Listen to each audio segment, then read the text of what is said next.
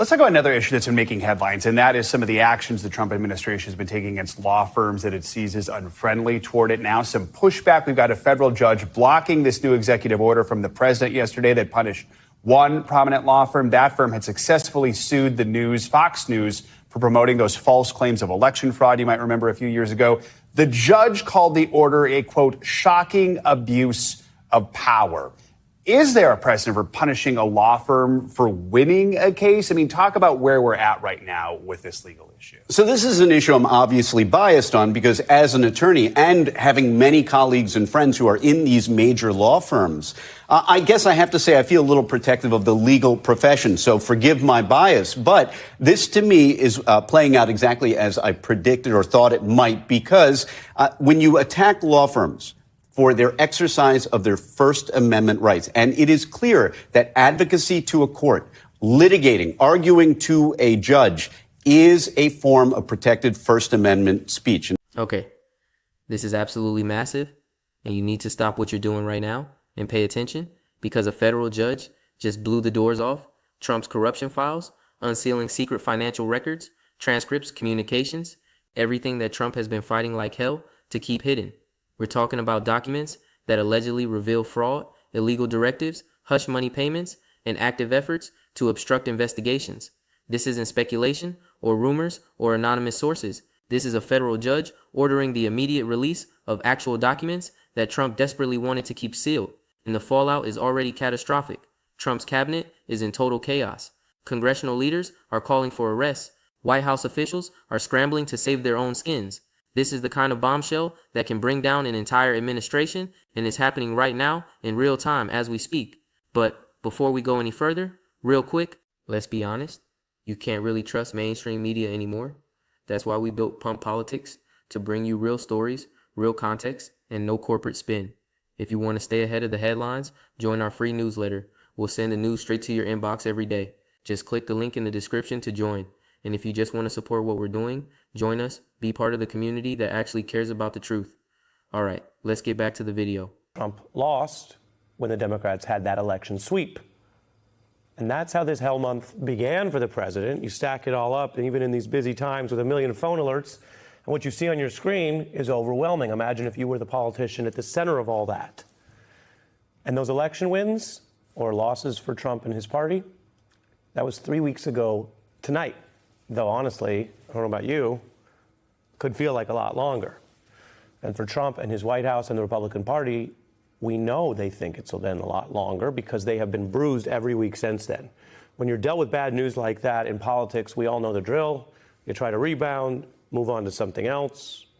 But all they've moved on to are defeats that in some ways were more robust, or at least involved more states, more representatives of more people in the Congress going after him on Epstein than the multi-state loss they suffered 3 weeks ago tonight. Let me set the scene for you, because every detail of this matters. Judge Marianne Keller looked at Trump's claims of executive privilege and national security concerns, the arguments Trump's lawyers have been using to keep these documents sealed, and she basically said, I don't care. The public interest in transparency outweighs all of your concerns about keeping this stuff secret. That's a huge judicial finding, because courts usually give presidents a lot of deference when they claim executive privilege or national security. Judges are normally very careful about forcing the release of sensitive presidential communications. But Judge Keller apparently decided that what's in these documents is so important to the public interest and so relevant to ongoing investigations that Trump's privilege claims don't matter. She ordered immediate release, no delays, no more fighting. These documents are coming out now, whether Trump likes it or not, and what's in these documents is absolutely devastating. We're talking about suspicious financial records showing unexplained money flowing in and out of accounts connected to Trump and his associates. Transcripts of conversations about January 6th and Capitol security that allegedly show Trump gave specific instructions about what should or shouldn't happen that day. Secret communications between Trump advisors and lawmakers coordinating activities around January 6th and other controversial events. And bribery ledgers, actual ledgers showing alleged hush money payments to various people for various reasons. This is the kind of documentary evidence that prosecutors dream about. You're not relying on witness testimony that can be challenged or disputed. You've got actual records, actual transcripts, actual ledgers showing what happened. That's ironclad evidence. If it shows what people are saying, it shows Trump's reaction to this ruling was reportedly explosive. According to people who were there, Trump stormed out of the courtroom when he heard the judge's decision. He didn't stick around for the full ruling. He didn't wait to hear the judge's reasoning. He just got up and left because he knew this was a disaster, and he couldn't handle sitting there while a judge destroyed his ability to keep these corruption files hidden. Can you imagine being so upset by a court ruling that you literally storm out of the courtroom? That's not the behavior of someone who's confident in their innocence. That's the behavior of someone who knows they're about to be exposed and can't face the reality of what's coming. The chaos inside Trump's cabinet when this news broke must have been absolutely insane, because these documents apparently implicate not just Trump, but also various advisors, cabinet members, and associates. When Judge Keller ordered these files unsealed, she didn't just expose Trump, she potentially exposed everyone in Trump's orbit who was involved in whatever corrupt activities these documents reveal. And that means everyone in Trump's cabinet and White House staff has to be wondering whether their name is in these files, whether their communications are part of what's being released, whether they're about to be implicated in fraud or obstruction or bribery or whatever else these documents show. That kind of paranoia creates total dysfunction. Nobody trusts anyone. Everyone is looking out for themselves. People start distancing themselves from Trump and each other. Cabinet members consider resigning to get ahead of the scandal. It's complete chaos. And we're already seeing that chaos play out publicly. Reports of cabinet splits accelerating, aides rushing to distance themselves from the scandal, congressional leaders from both parties demanding new hearings and investigations. Some members of Congress are literally calling for Trump's arrest based on what they expect these documents will show. That's extraordinary. You don't usually see calls for arresting a sitting president unless the evidence of wrongdoing is overwhelming and undeniable. The fact that members of Congress are making those calls now, before most people have even seen what's in these documents, tells you that the expectations are that this evidence is absolutely damning. Legal analysts who've been following this case are warning that the fallout from these unsealed documents could drive immediate prosecutions. Not prosecutions years from now, after long investigations, immediate prosecutions based on the documentary evidence that's now becoming public, because if these documents show what people are saying, they show fraud, illegal directives, obstruction, bribery, then prosecutors have everything they need to bring charges right now. They don't need to spend months or years gathering evidence because the evidence is right there in these newly unsealed files. That's terrifying for Trump and everyone in his orbit, because it means the timeline for potential criminal consequences just got compressed dramatically. So what we're watching here is potentially the beginning of the end for Trump's ability to manage his legal exposure and protect himself and his associates from accountability. For years, Trump has been fighting to keep various documents and communications sealed. He's claimed executive privilege. He's claimed national security concerns. He's delayed and appealed and fought every attempt to get access to these materials.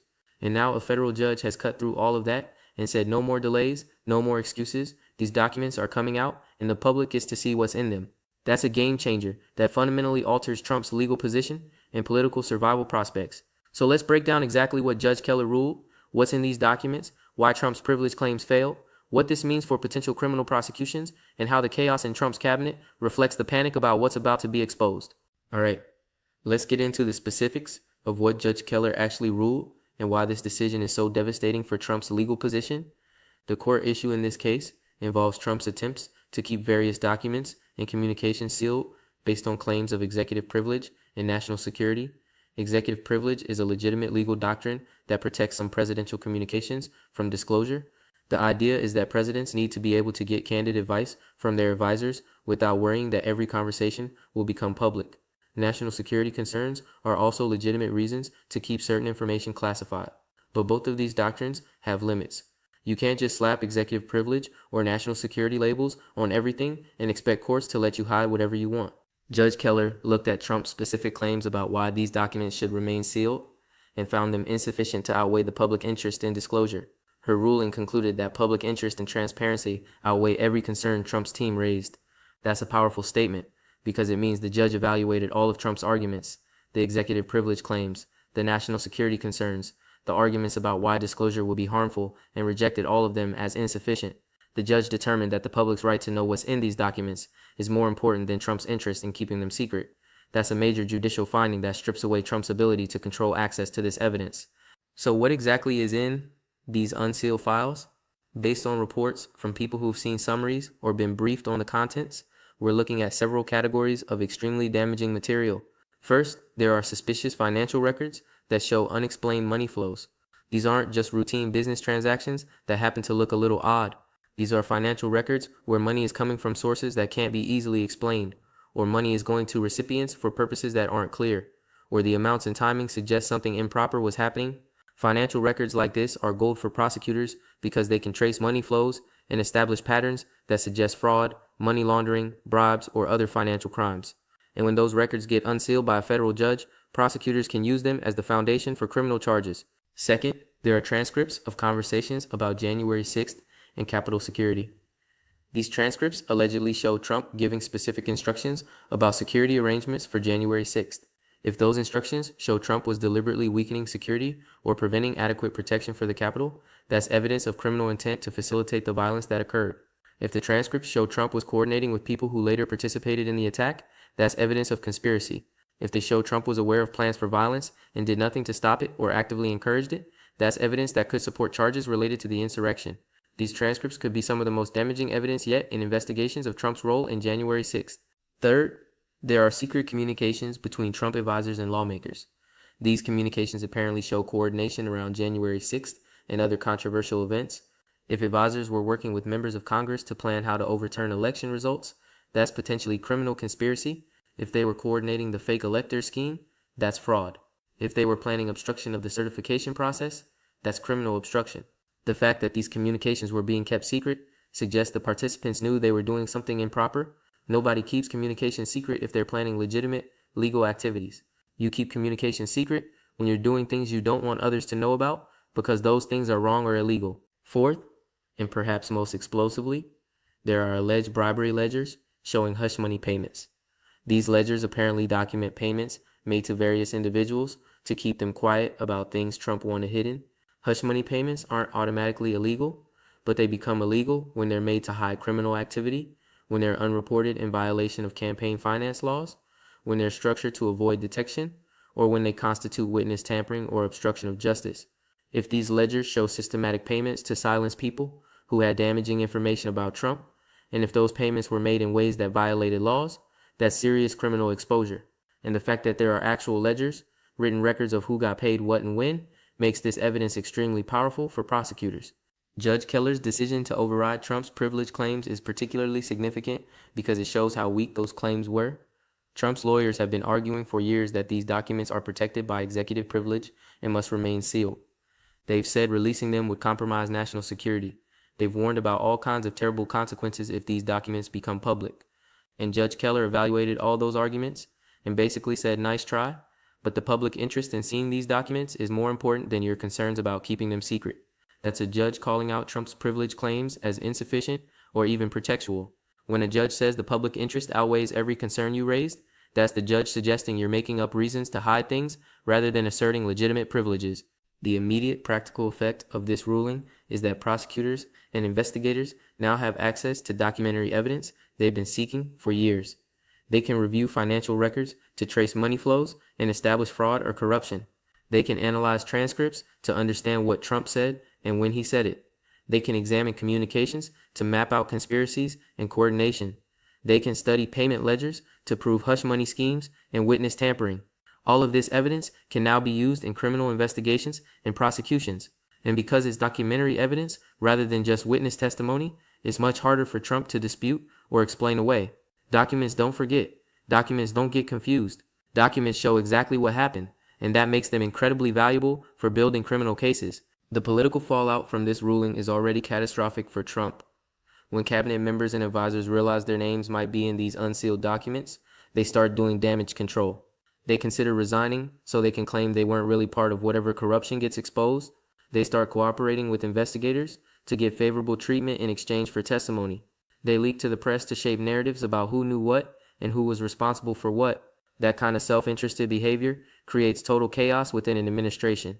Nobody is working together anymore. Everyone is looking out for themselves.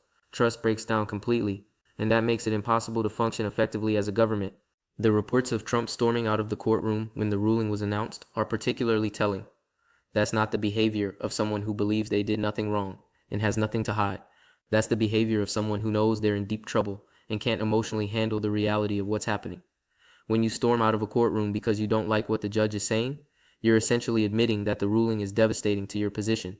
You're showing everyone watching that you're losing control and you're panicking about what comes next. That's terrible optics for someone trying to maintain an image of strength and innocence. Congressional response to this ruling has been swift and intense. Members of both parties are calling for new hearings to examine what's in these documents. Some are calling for immediate impeachment proceedings if the documents show what they expect, and some are even calling for Trump's arrest based on what they believe this evidence will prove. Those calls for arrest are particularly significant because members of Congress don't usually go there unless they believe the evidence of criminal wrongdoing is overwhelming. The fact that some members are already calling for arrest before most of the documents have even been fully reviewed tells you the expectations are that this evidence is incredibly damaging and clearly incriminating. Legal analysts watching this case are warning that the unsealing of these documents could trigger immediate prosecutions, because if prosecutors now have documentary evidence of fraud, obstruction, bribery, and conspiracy, they have everything they need to bring charges. They don't need to wait for lengthy investigations. They don't need to flip witnesses or gather more evidence. The evidence is right there in these newly unsealed files. That compresses the timeline dramatically. We could see indictments within weeks or even days if prosecutors move quickly once they've reviewed all the material. And that's terrifying for Trump and his associates, because it means the legal consequences are imminent rather than theoretical or distant. The broader institutional implications of this ruling are also significant. Judge Keller is sending a message that executive privilege and national security claims can't be used as blanket shields to hide evidence of wrongdoing. Courts will scrutinize those claims and override them when the public interest demands transparency. That makes it harder for future presidents to abuse privilege claims to cover up corruption. It establishes precedent that courts will enforce accountability even against sitting presidents when the evidence suggests serious misconduct. That's healthy for democracy and the rule of law, even though it's devastating for Trump personally. Okay, let's break this down into clear points so you understand exactly what happened and why it matters so much. Point number 1, Judge Marianne Keller just ordered the immediate unsealing of Trump's corruption files, overriding all of his executive privilege and national security claims. This means documents that Trump has been fighting for years to keep hidden are now becoming public. Financial records showing suspicious transactions, transcripts of January 6th communications, secret coordination between Trump advisors and lawmakers, bribery ledgers documenting hush money payments. All of this is now accessible to prosecutors, investigators, Congress, and eventually the public. That's a complete loss of control over extremely damaging evidence. Everything Trump wanted to keep buried is coming out. Point number 2, the judge ruled that public interest and transparency outweigh every concern Trump's team raised. That's a devastating finding because it means the judge looked at all of Trump's arguments for keeping things sealed and rejected every single one as insufficient. When a judge says public interest outweighs your privilege claims, that judge is essentially saying the public's right to know about potential corruption is more important than your desire to hide it. That's not language judges use when they think privilege claims are legitimate and reasonable. That's language that suggests the judge thinks you're trying to cover up wrongdoing, and the cover-up needs to stop. Point number 3. Trump reportedly stormed out of the courtroom when he heard the ruling, which tells you everything about how devastating this is for him. People don't storm out of courtrooms when they're confident they did nothing wrong. They storm out when they know they're in serious trouble and can't handle facing the consequences. That kind of emotional reaction suggests Trump understands exactly how damaging these documents are and how much danger he's now in. It's also terrible optics because it makes him look guilty and out of control. Every time Trump displays that kind of emotional volatility in response to legal setbacks, it reinforces the impression that he has something to hide.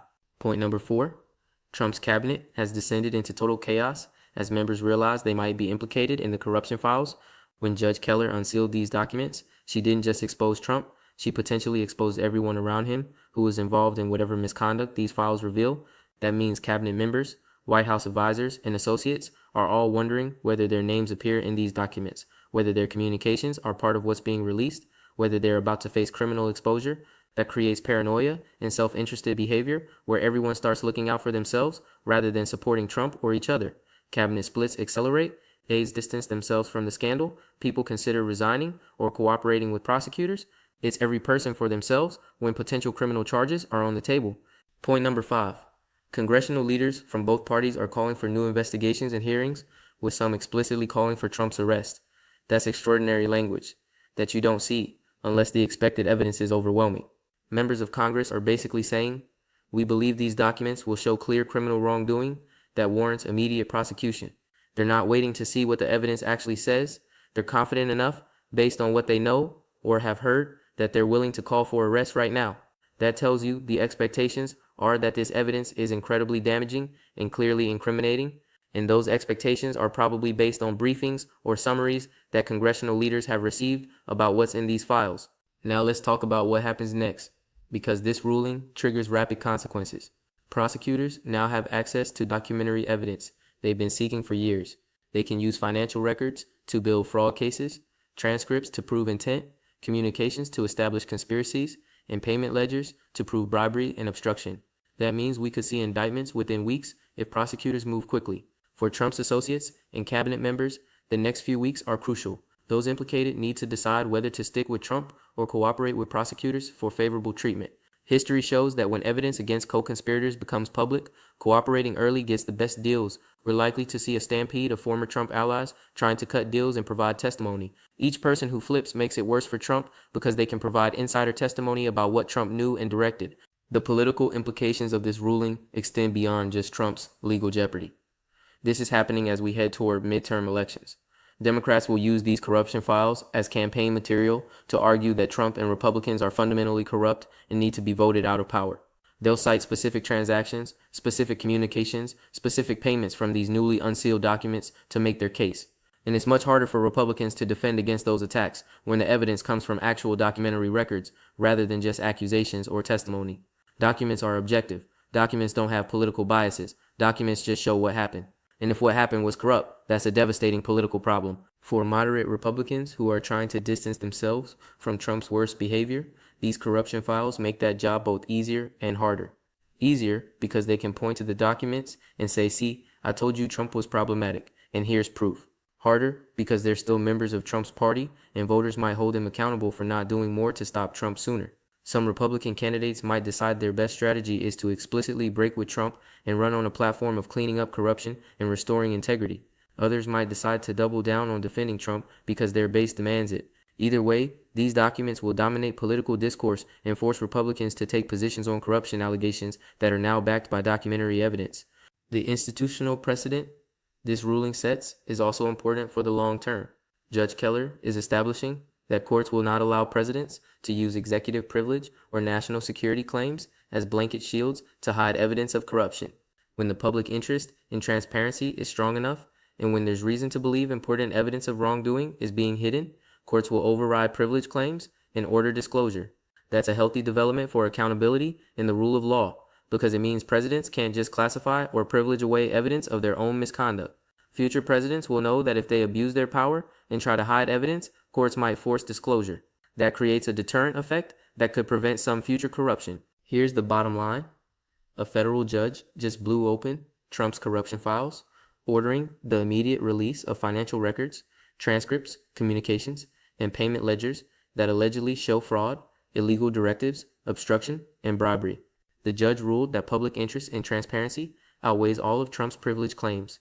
Trump reportedly stormed out of the courtroom in response. His cabinet has descended into chaos as members realize they might be implicated. And congressional leaders are calling for investigations and even arrests based on what they expect these documents will reveal. What we're witnessing is potentially the moment when Trump's ability to hide his corruption and manage his legal exposure completely collapses. For years, Trump has kept these documents sealed through legal battles and privilege claims. And now a federal judge has cut through all of that and said no more. The public gets to see this evidence and prosecutors get to use it. That's a game-changing development that could lead to immediate prosecutions, cabinet resignations, political chaos, and potentially the end of Trump's presidency if the evidence is as damaging as people expect. The question now is how bad the evidence actually is. We're getting hints and summaries, but we haven't seen everything yet. When more of these documents become fully public and people can read them for themselves, we'll get a clearer picture of exactly what Trump and his associates did. But based on the judge's willingness to override all privilege claims, based on the panic in Trump's cabinet, based on congressional calls for arrest, and based on Trump's own reaction of storming out of court, all of that suggests the evidence is really bad. Bad enough to potentially support criminal charges, bad enough to implicate multiple people in Trump's orbit, bad enough to fundamentally change Trump's legal and political position. So we're watching in real time as years of hidden corruption potentially gets exposed through court-ordered disclosure. The documents are coming out, whether Trump likes it or not. Prosecutors will use them to build criminal cases. Congress will use them to launch investigations. Political opponents will use them in campaigns. And Trump's associates will scramble to save themselves by distancing from Trump or cooperating with prosecutors. This is what accountability looks like when courts finally force transparency and strip away the shields that presidents use to hide misconduct. Whether it leads to actual criminal consequences for Trump remains to be seen. But what's already clear is that Trump's ability to control his legal narrative and hide damaging evidence has been destroyed by this ruling. Everything he fought to keep secret is coming out, and the fallout is just beginning.